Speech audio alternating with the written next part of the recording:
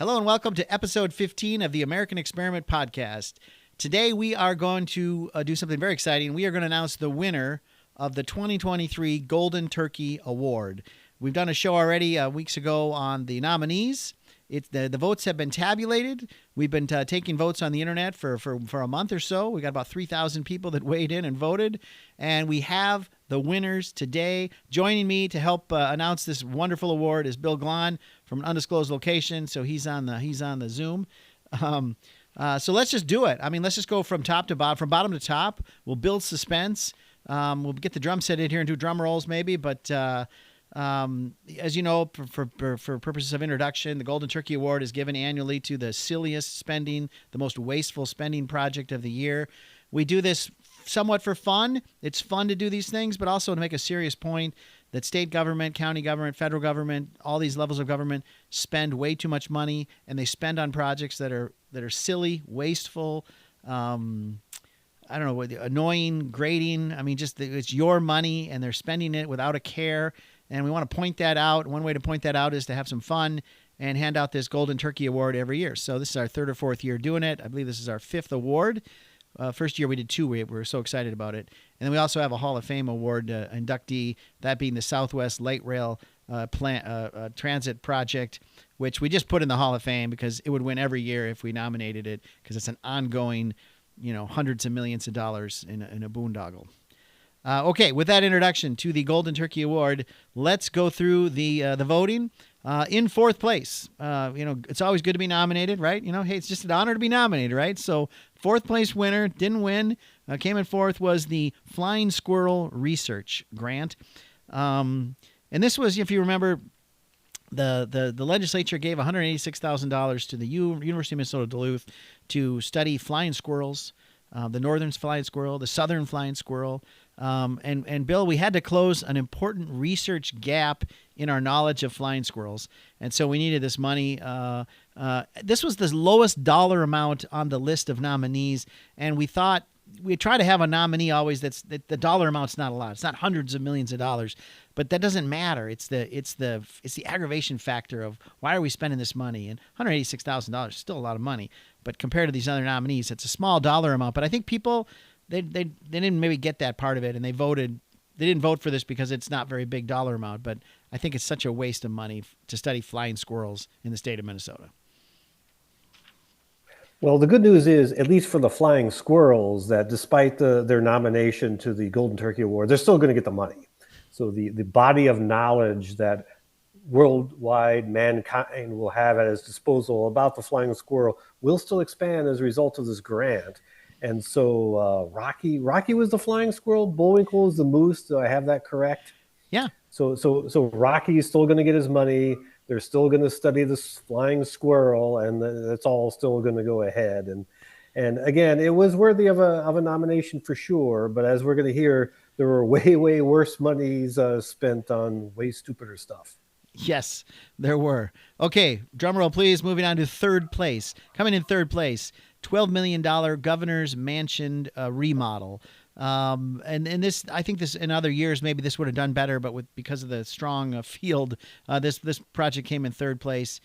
This is this whole discussion of you win the race to be a governor.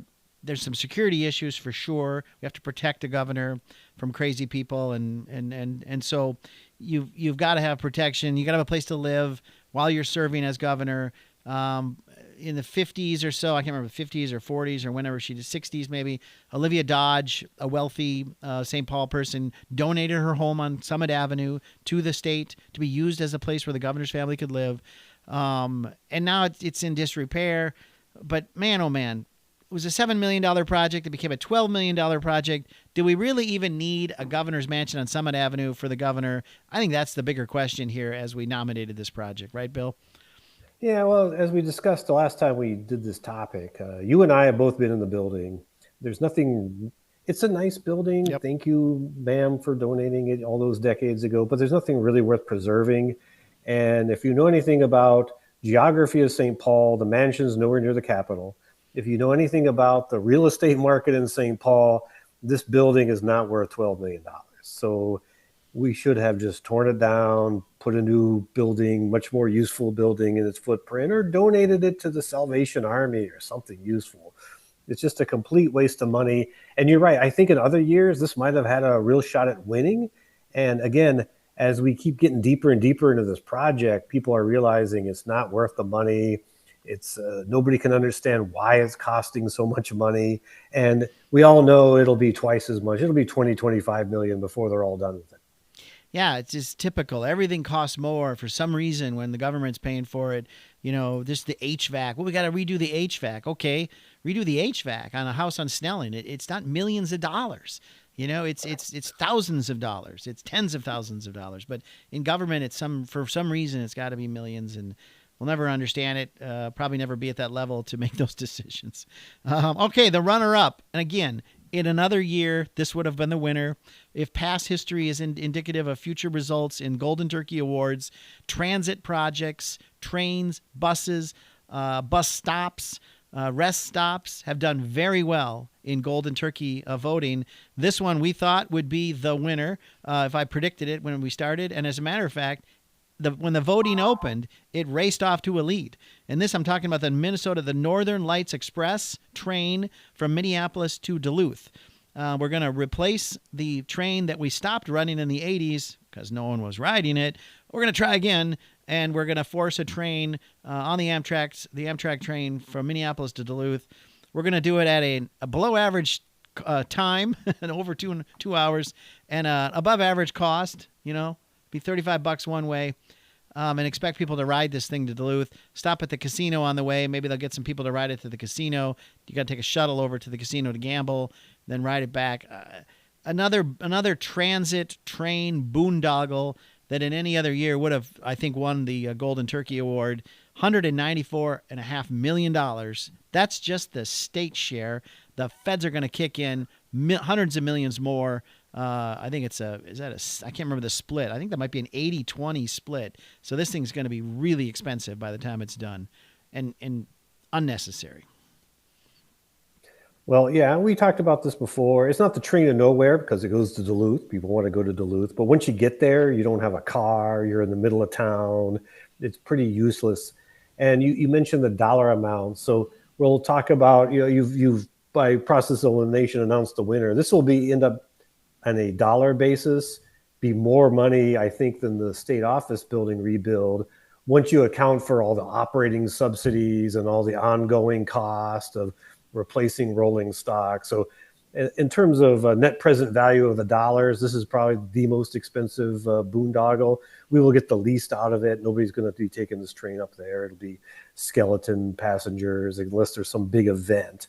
But people love their trains. I've never understood this fascination in the 21st century with 19th century transportation solutions. So people think this is a big win. Amtrak couldn't make this run, abandoned the route back in the 1980s for lack of interest among their passengers. But we're going to bring it back because transit, trains, global warming, it's one of these solutions in search of a problem. And again, people say, oh, the feds are putting up most of the money. But I can tell you, Bill, I know for a fact that you and me pay more in federal taxes than we do in state taxes. No, but somehow we just forget about that. This won't be the Minnesota part of the federal taxes. This is going to be the Georgia and the California and the Florida and the Texas part of federal taxes. We got to get our fair share from the federal government, and we're a net loser when it comes to federal money spent in states, blah, blah, blah, blah, blah. Of course, we're a net loser because we don't have military bases here. That's pretty much the calculation. But we're going to get our fair share from Georgia residents. The federal government is $33 trillion in debt and rising. It's going up at an alarming rate because we got rid of this idea of the debt ceiling. So it's 33. No society, you can adjust it for population, size of the economy, inflation, however you want to adjust it. No civilization in the history of the planet has ever been this broke. Nope. And the idea that we can just keep borrowing more and more money for these shiny baubles like the train to Duluth is all going to end in tears. All right, well said. Leads us to our winner. The winner of the 2023 Golden Turkey Award from Center of the American Experiment is, drumroll please, the new state office building. Now, when we sat here weeks ago, a month ago or so, and unveiled the nominees, this was, I think, a $454 million projected cost. And the first time in the history of Golden Turkey Awards, a project that was nominated grew increased in cost during the voting period. So this project, the reason it won, one of the many reasons it won, is it's a really huge boondoggle, and it's a politicians building a palace for themselves at a huge amount of money. But it actually made the news while the vote was open. So the other projects had no shot. The first big news was that, because of the way they funded it, without a vote on the floor of the House or the Senate, to basically protect themselves from voting to build this new office building for themselves. And we don't have time to go into that again, but it was a shady, lack of transparency process, similar to what they did with the Senate office building. They because they didn't do it the right way, they have to pay a higher interest cost on the debt. And so a $458 million project could have interest costs of up to $275 million. That was some new reporting that came out after we nominated it. So we had to adjust the press releases for the cost is now up to $729 million. Of course, the promoters of the project say that's unfair, and we may pay it off early, so we may not pay all that interest. Well, since when do we book things on we may pay it off early? By the way, we never pay things off early in state government. We just run off the debt service every year, and we use any new money we have. We pay on new projects. So the first thing that happened was the debt service came out at $275 million, added to the cost of the project.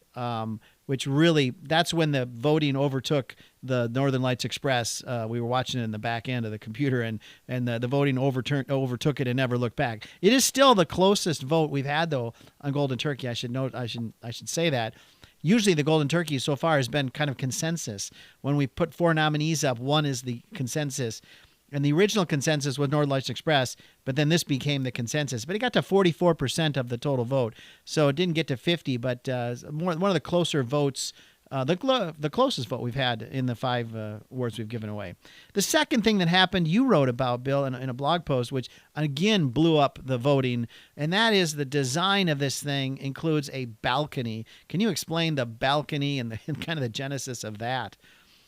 Yeah, well, I was doing some research on the project, and you described it correctly. This was described as a $500 million, rounding off, $500 million capital project, which for something that really isn't needed. There's no lack of office space. Forget downtown St. Paul. In the Capitol complex, there are buildings where the whole floor is empty because people don't work in St. Paul anymore. They all work from home, and there's no need for new office space in St. Paul. So they took this $500 million project, which would have been bad enough, and did this really squirrely way of, no offense to the flying squirrels, really squirrely way of financing it by contracting with this private Wall Street bank to borrow the money at a fairly high interest rate, which has now made it into a $750 million project. And we all know before it's done, it'll be over $1 billion by the time they get off, finish paying and all the problems they discover or whatever the reason is. But digging into this, and some of our competitors, if you will, in the alternative media did some data requests and dug into this stuff and found the interest costs that are really driving this, and that got reported. But I was digging into this, and I started looking at the presentations made of the project to varying bodies like the House Rules Committee or something called the Capital Area Architecture Board, and discovered, talking to people, about this little feature where there's the original building built during the Depression as a put people to work project. There's no architectural value to it, but they're keeping that building. They're adding 2 more buildings to it in that what's now a city park. And one of the new buildings has this amazing feature. It's got, however you want to call it, a balcony, a reviewing platform, a terrace.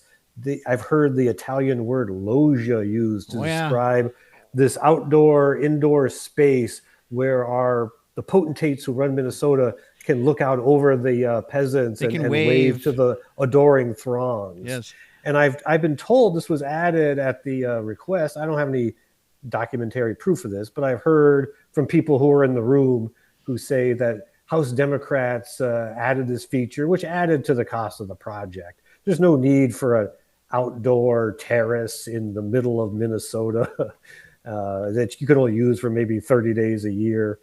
But they're going to have their reviewing platform for the May Day parade. It's all locked in. You can see it in the architectural plans. I was not surprised at all to read about this when you kind of broke this. If you've hung around the state capitol at all, there, when they redid the state capitol, there is a loggia. They love to use that word, loggia, at the state capitol, and it's a balcony that overlooks the courtyard or the lawn of everything. I guess as that south-facing capitol view. And so it's a really cool space, and they open it up like once or twice a year, and it buzzes through the Capitol. The loggia's open. The loggia's open. Let's go to the loggia. Let's walk outside and be on the balcony and look down at people, and it's really cool. So I can just imagine when they're planning this new building for the State House that the House leadership was like, we got to build ourselves a loggia, and we'll have it open more than a couple times a year. Like the Capitol, they only do it a couple times. We'll have it open a lot, and we can have our own. We can look across, and you can see them. They'll be able to see the different balconies from the different buildings there. So I'm not surprised at all by this. This is the arrogance of these leaders that do this kind of stuff. It was very similar to when they renovated the Capitol, very similar when they built the Senate office building. You see a lot of personal arrogance and their own personal opinions. And these buildings are built for other people, for future generations, for future leaders. You should be there for a few years. It's not for you. But these guys get in there and they build it for themselves. Like they're going to occupy these offices for the next 10 or 15 years.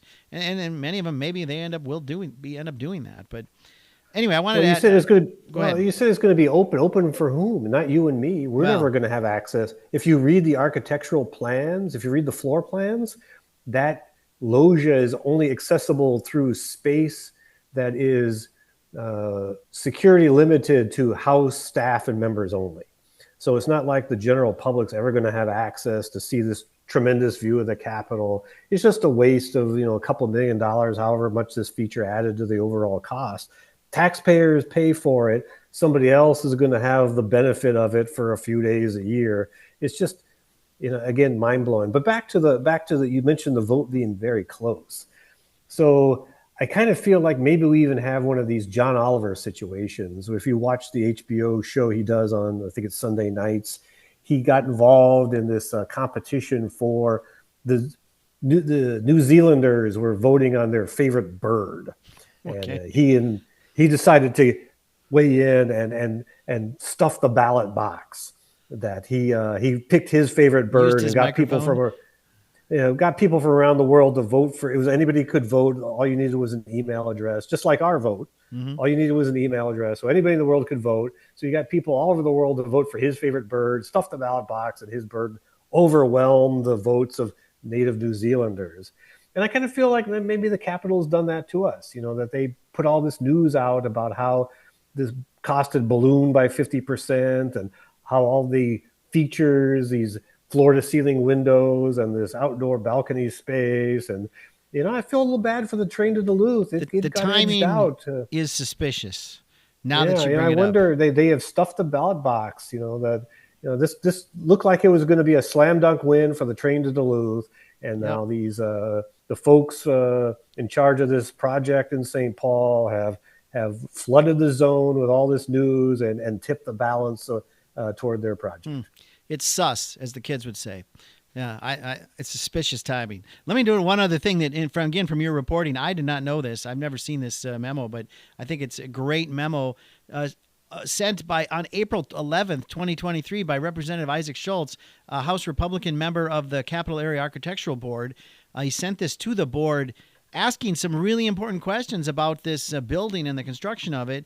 Mainly about why are we, what's with the physical footprint? Why are we moving into the park and taking up all that land in Leif Erikson Park to the north? What consideration was given to the blueprints using the current footprint? Why didn't we build up, instead of out? He asked that question. He said, what from focus working groups of the state office building, who suggested expanding the footprint?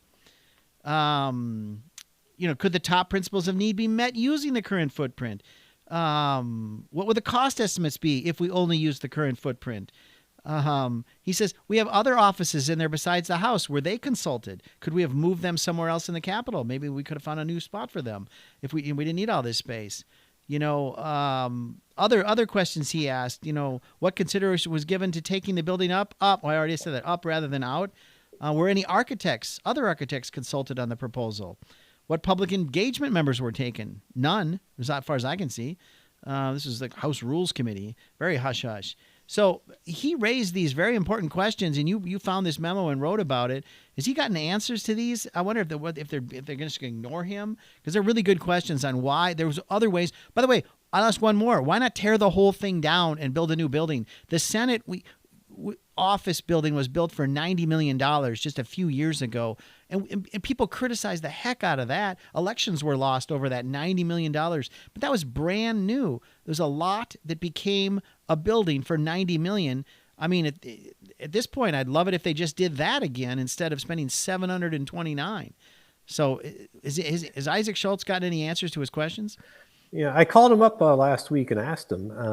When I found this letter, I called him up. He just a little background. He is a freshman state representative from northern Minnesota.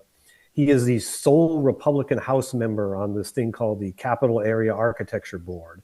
And he was sitting through these presentations and had all these questions. And so while this building is being rebuilt and new buildings added onto it, they're moving all of the members and House staff to another building in the state complex called the Centennial Office Building. And Bill, I know you and I have been in that building many times, the Centennial Building. It's roughly the same distance from the Capitol as the state office building. I didn't even think of that. It's about the same distance, so people aren't going to have a longer commute between the Capitol and their office for the next couple of years. And there's a tunnel. There's a tunnel, so they don't even have to get wet or cold or hot, depending on the weather. So it's all connected by tunnels, about the same distance. They're moving all these, couple hundred people to this other building without dislodging a single bureaucrat. That building already had huge amounts of empty space because all the state bureaucrats work from home now. Yeah. They don't come to St. Paul to do their jobs. So why wasn't that the solution? We already have an empty office building a few yards away that we're going to use anyway for the next 2 or 3 years while this new project is built. Why not have that be the permanent solution? Why not have that be the new, we'll just use this other building, turn the whole thing into a public park? But, Isaac, Representative Schultz has not gotten answers to these questions. And they're great questions because as he's been involved, he's only been involved in this thing for, since he got elected back last November. But he's been involved in this for about a year. And when he first got involved as a member of this board, they were talking about a much, much smaller project. They were talking about a project just to rehab the existing building, which was still horrifically expensive, a couple $100 million. But somewhere along the way, the project morphed from, we're going to fix the existing building to doubling its footprint, taking over this public park, more than doubling the initial cost of it. And now with the stupid way they're financing it through this investment bank, it's having the effect of tripling the initial cost of it. So, the train had no chance. This for thing all just those keeps reasons, getting worse.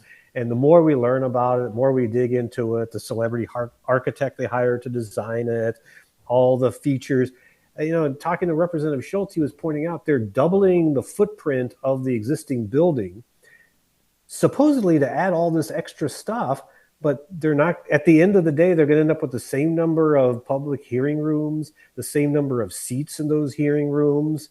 The capacity of serving the public won't increase by a single person, but yet we're going to have twice as much space. Well, all that extra space is going for the benefit of bureaucrats. And you've been around long enough to at least heard the stories. Until the 1970s, state reps and state senators, their office was their desk on the floor of the chamber. Right. They didn't have a separate office. They had a desk on the floor, and that's how they operated for the few months they were actually in residence at the Capitol. And there are states that still do it that way. Yeah, and there are states that only meet every other year, and somehow they're thriving with much higher growth rates than we are. But it's all bureaucrats all the time. And you were pointing it out, this isn't built for the benefit of the state or the taxpayer. This is built for their own personal creature comforts because somebody else is paying for it. And for all those reasons, as articulated by you, Bill, the state office building at $729 million wins the 2023 American Experiment Golden Turkey Award. Watch for a really good write-up in our next issue of Thinking Minnesota Magazine that'll come out in January. And that's all the time we have on this podcast on Golden Turkey. Thanks for listening. Thanks for watching. I'm Bill Walsh.